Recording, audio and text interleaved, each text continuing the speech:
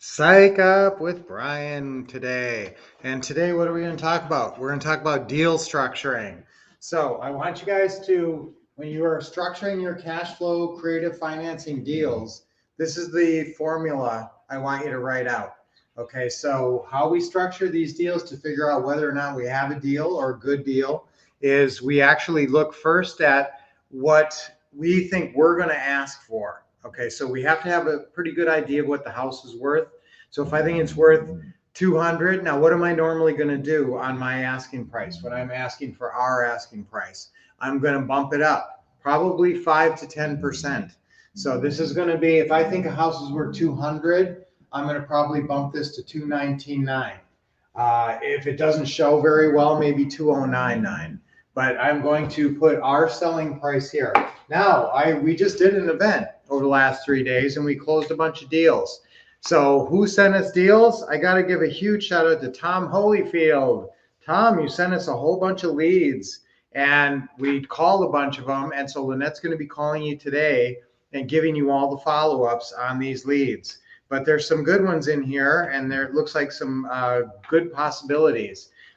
This one that we talked to, this was an interesting one. Now this one is it's in Michigan, and in Michigan they do something called land contracts. So this person has already negotiated a land contract. So all we would be doing is taking over a land contract with 19 years left on it. And well, let's look at this deal. I'm actually going to break this one down. Okay. Let's look at what we're looking at on this deal. So we would be asking, our asking price, I think the property is worth about 410 or so. So what are we going to ask? Probably about 429.9. Remember, we're bumping it up. So I'll probably ask 429 on this deal for our asking price. 429.9. Again, I think it's worth about 410. Now, how much of a deposit do we expect to get from our lease purchase tenant buyer? What are we shooting for? We're shooting for about 10% down. Now, we're never going to say we want 10% down. We're going to say that what's the most you can put down on your beautiful new home. Okay, so hopefully they put down a decent amount. What we're looking for is 10%. Let's say they put down 40 grand. That would be good. Okay, so 40 grand down. That means how much do they still owe us? Okay, so they still owe us, after they gave us that, they still also owe us 390. Now, how much do we owe the seller? What are we buying this house for? Well, their asking price, we actually negotiated this price down to 390. So he was asking I think he was asking 415, and I think we got it to 400. I think that's what it was. But remember, guys, what if we took it over for full price? I'm actually okay. Remember, the way this works, because we have 4 terms that we're working with, that it's worth it to take over a house for full price a lot of times, so long as the other 3 terms are good. What are the other 3 terms? Monthly payment, length of term, and down payment. So purchase price is a lot less important than those other 3 terms. So let's look at, we owe them 390. Let's say we owe them, let's even say we owed him 400. Okay, let's say we owed him 10,000 more than what we were actually, we didn't have as much of a spread. So we're taking all of our profits up front. Now, this 40 grand is spendable cash to you. That's something to remember. You can actually spend that money right away. You don't have to put it in some escrow account and hang on to it. So this is spendable cash. That's why I like the little more expensive properties. With the numbers and the flexibility, usually if you're under 250, it's a little bit easier. The market's a little bit easier, but there's more profit margins when you get into these higher priced properties. So now let's say I'm minus 10. Okay, so what's my back end payday? It's minus 10 right now. What's the good thing about that? Let's say it's minus 10,000. Okay, but guess what? That changes. This goes up. All right, so why does this go up? Because we are paying off the seller. What we owe the seller is going down every month. So this 400,000 is going down every single month. This 390 that the buyer owes us is staying the same. So this changes. This will, now it's minus 10,000, right? So what will it be about a year from now? About break even. What will it be two or 3 or 4 or 5 years from now? We'll be in the black. Okay, so that's why I don't turn down a deal. So long as they're giving us any free equity at all, I like it. So there is some free equity in this deal, and so I like that. Now, so monthly payment, now on the length of term, the good thing about this is it's a land contract that's already been negotiated. So essentially, we just have to take it over for the 19 years that's remaining on it. We could even ask the seller if he wanted to give us 10 more years and go to 30 years, but 19 years is fine. So we have a long term on it. That's a big juicy apple. Sometimes I talk about a deal like apple pie, and it takes 4 apples to make a good apple pie. And so all 4 terms are like an apple pie. And sometimes the purchase price isn't the biggest, juiciest apple. It's in the length of the term or the down payment. Here we're getting a nice down payment. Okay, so what are we looking at with the income on this property? Well, his payment is $1,500, taxes and insurance. Okay, so our payment would be $1,500 to maintain the property. And what do we think we can get income? Well, the rental meter and that, and the Zest. Now you can find rents in a few different places. You can find them on Rentometer. You can find them on, usually most Zillow listings will have one. So you can check out a Zillow listing for what the rental's estimate is. Another thing you can do is go in Zillow and look at all the houses for rent in that area. And all you got to do for that is just put the city in and then click go and then click for rent. And it'll show the whole city on a map and all the 4 rents. And they're all little purple dots. And you can click on them and see what everybody's asking for rent. Now we're going to ask a little bit more because we give the right to buy along with our payment. So there's a purchase, there's another reason to pay a little higher. But I would go to $19.95 on this. Usually when we set our rents, it's always 95, and it's always just below a 1,500 or just below 2,000, just below a $500 breaking point. So what's our cash flow on this property? Essentially $500 a month. Okay, so is that a good juicy apple? Yes, it is. Now, what are we looking for per month? What's our average? What are we shooting for? 500. Okay, so the goal is to get 10 properties like this, 10 cash flow properties in your company's name that are all making $500 a month. How fast can you do that? That's going to put you at $5,000 a month.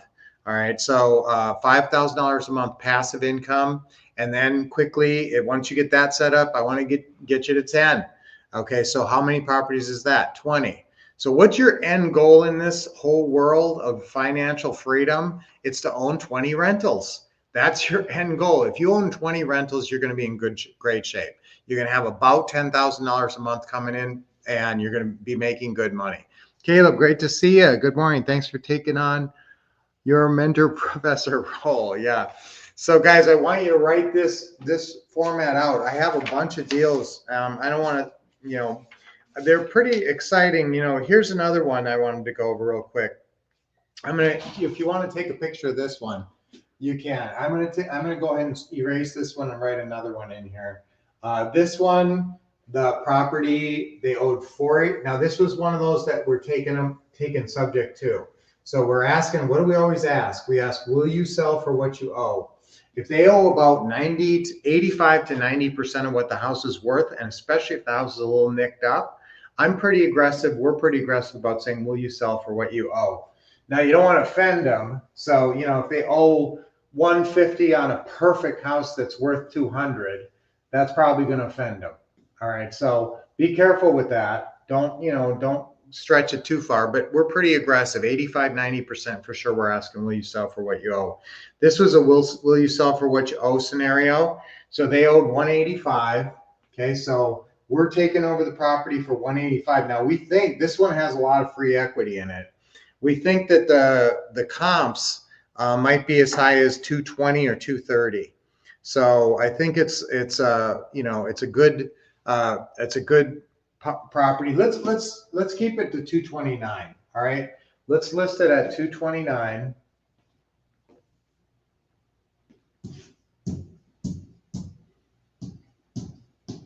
If I think it's worth, anywhere between again, that for this price and property, I think that's a really good deal. So now what are we paying? We're paying 185 because we're taking over the mortgage at 185. So what's going to be the deposit that we hope to get from our buyer? Remember, this is the buyer. Your lease purchase tenant buyer is going to give you about 10% down. Let's say we get 20 grand down. That's good.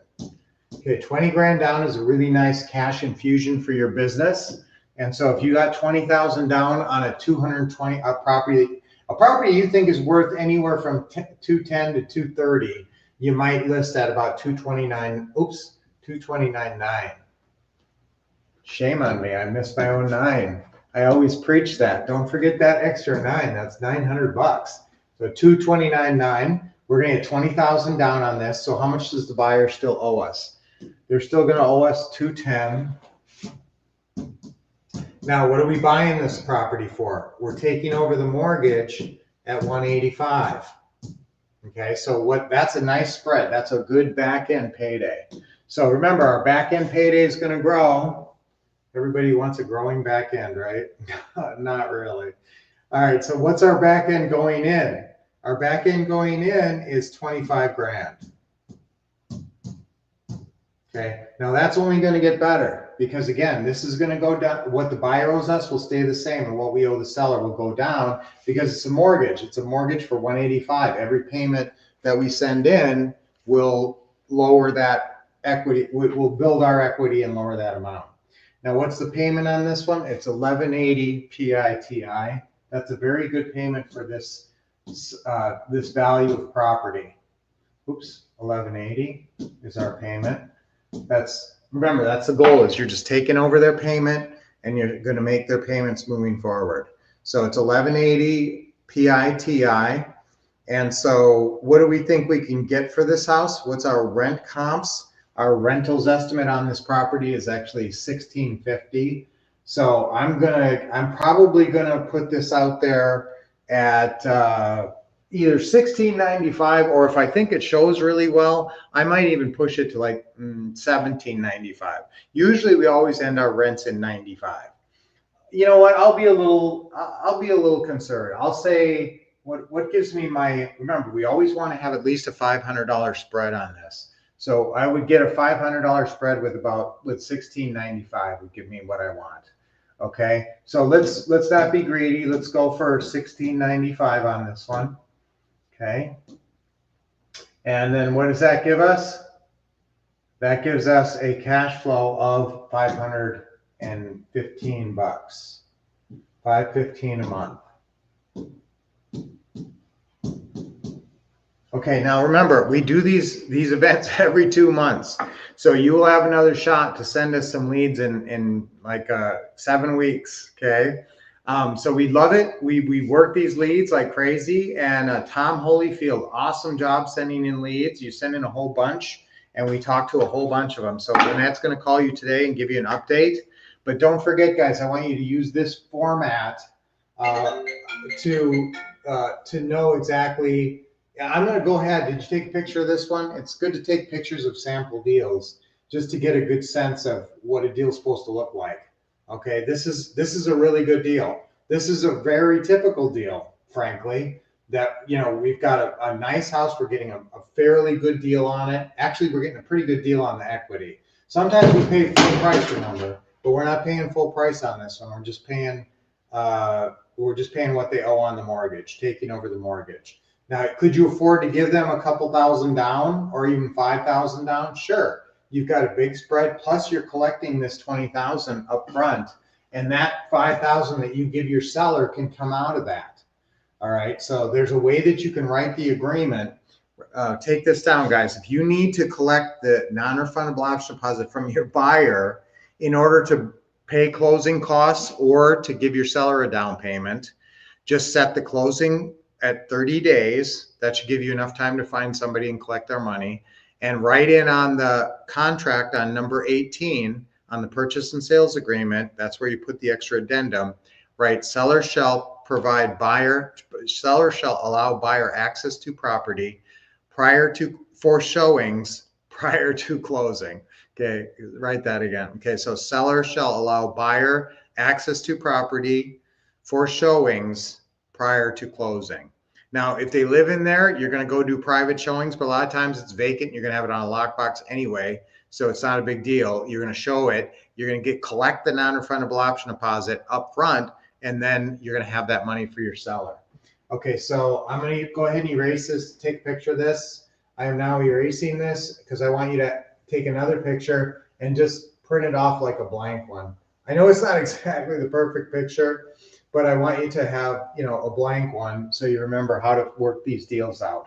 Make sure you have this section over here to figure out what your monthly payment is, because that's not calculated into the rest of these monthly payments over here. And remember, when you're doing these deals, the structure of them, whatever you're doing here, your structure follows this same, this is what I call the 16 days to a big payday.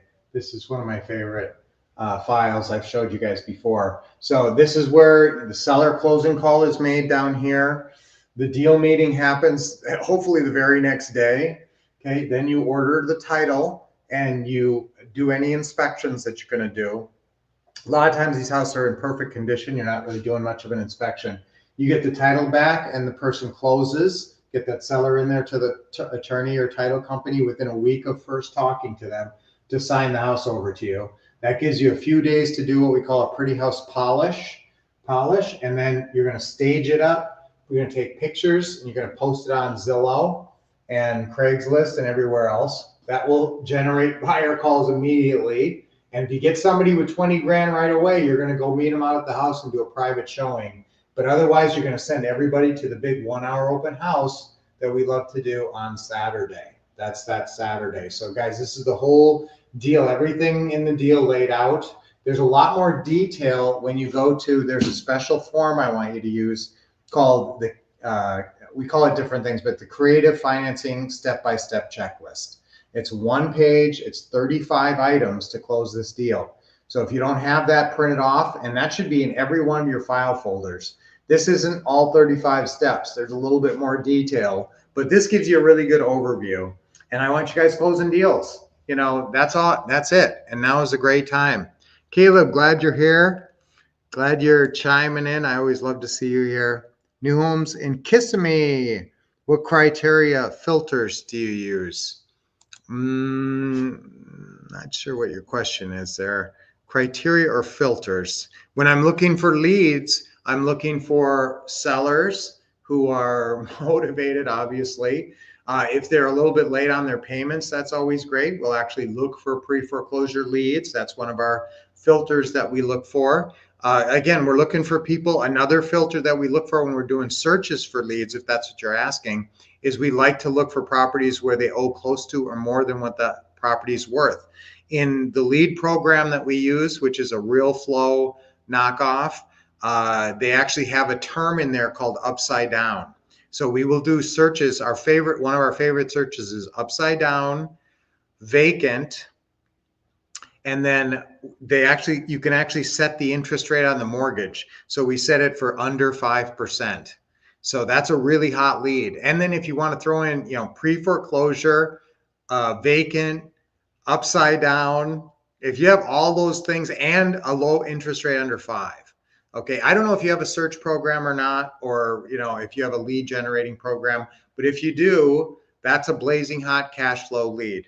Again, upside down, or they in some way they owe close to what the house is worth, under 5% mortgage, a pre-foreclosure lead.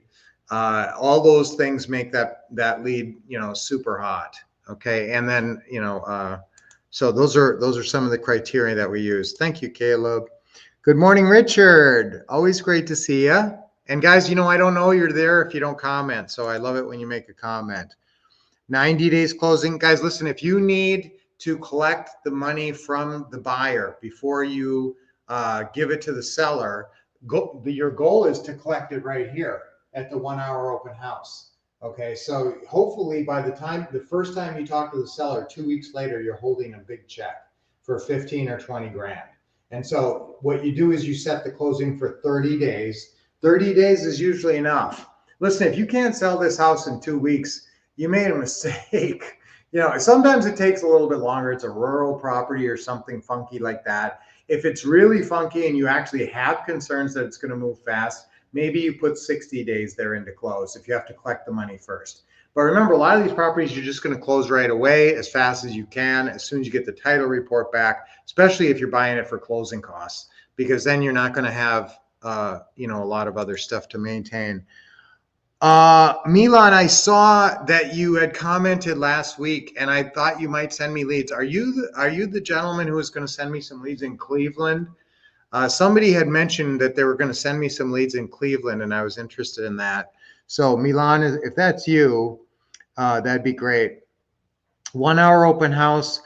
Listen, there's 3 ways to sell these properties. There's a private showing, a self showing, and a 1 hour open house. If the house is virtual, like it's 1,000 miles away from you, like a lot of ours, you're probably just going to put it on a lockbox and do a lot of self showings. People are going to call and you're going to give them the lockbox number and send them over there.